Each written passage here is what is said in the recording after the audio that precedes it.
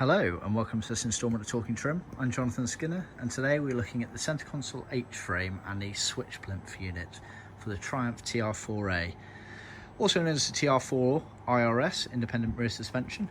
These H-frames were installed in this particular design format for the TR4As and follow through all the way up until the end of the TR6s. However, the H-frame design did change subtly in that time, allowing for the speakers of the TR6s, etc.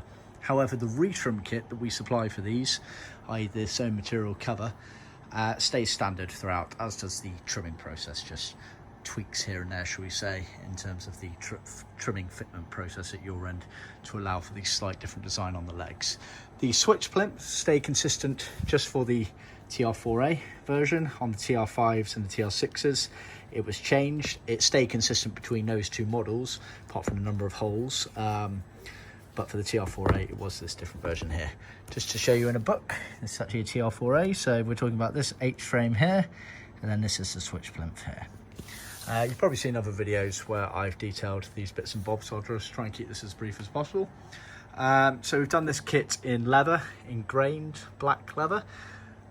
We can also do them in obviously vinyl or the smooth leather or Vomel leather in all sorts of colours, so just see our website for that. They are stitched. You get a bit of top stitching that goes around this section here, and then 2 rows go around either side here. Then the trimming process is quite laborious actually, not particularly straightforward either. Basically you have to kind of start in this area and anchor this area down here so that you don't have any excess material. Once that's done and the anchor point's done, you can start working on the rest. You tend to find the problematic area, these legs here, because you end up with quite a bit of extra material, so you just have to anchor, pull, stretch in different directions, etc.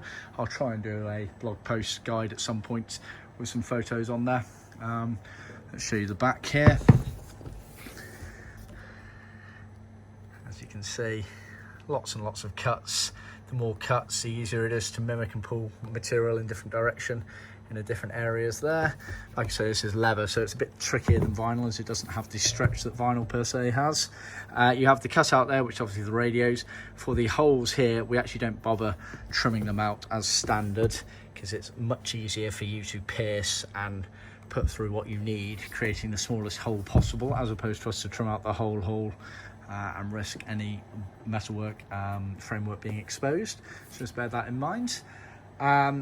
Worth noting as well, this kit here has actually been done using the original frame, but then the customer actually supplied us with an aftermarket molded PVC, which was obviously akin to the original stuff, and then we've gone over the top of that.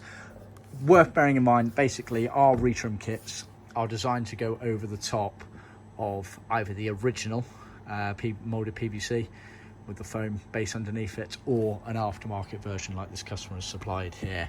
They are not designed to go over just the metalwork on its own. You can't just strip back the metalwork and then use one of our covers. It doesn't quite work like that, and unfortunately it needs something firm and rigid to go onto. Bear that in mind. I've done another YouTube video kind of detailing what you need to be doing to your H-frame if it's in a fairly shoddy condition, shall we say, before you start the retrim process. As with most things in life, preparation is everything, so let's bear that in mind. Same applies to the switch plinth, and again I think I've done another video for this, but basically it's designed to go over the top of the original molded PVC. This one is the original molded. You can see the used to be white, I'm sure, but certainly yellow these days, and you just need to make sure that that's in decent condition before you go trimming that up. So see my other video for that. With the TR4A, it sits like that in the car. Same principle again with the holes. We don't trim them out. Always best to just do that at your ends.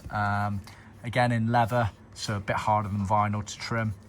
But bear in mind, they are a bit of a tight fit. You really have to stretch from left to right in here to make sure it gets into these corners, and you do tend to end up with a slight air gap, shall we say, in those very corners there, but once it's all fitted and in the car, that's not going to make a difference at all. And in fact, you'll probably find that when you put some of the holes in for these switches here, that allows you to push that down into place a bit further anyway, but really not that visible, and especially so when it's in the car, so it's bear that in mind. And as I've said in previous videos about trimming, pick your battles.